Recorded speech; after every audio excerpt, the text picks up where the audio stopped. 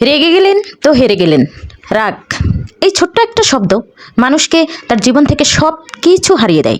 যেমন ধরেন, আপনার প্রচণ্ড রাগ, আপনার কথায় কথায় রাগ করা, কিংবা কারো ভালো কিছু আপনার সহ্য না করতে পারা, এটা শুধু আপনার একটা অভ্যাস না, আপনার একটা বদ অভ্যাস, যার কারণে আপনার জীবন থেকে অনেক কিছু হারিয়ে যায় এই শুধুমাত্র রাগের কারণে। কেন বললাম জানেন?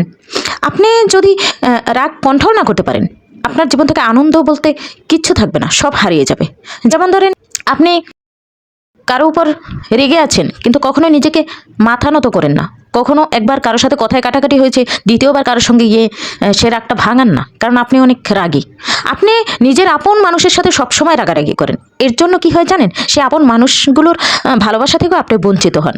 কিংবা আপনি রাগী, বদমেজাজি, মুখে যা আসে বলে দেন। এই কথার জন্য আপনার আত্মীয় স্বজন কিংবা আপনার প্রতিবেশী কিংবা আপনার আপন মানুষগুলো আপনার থেকে দূরে থাকে।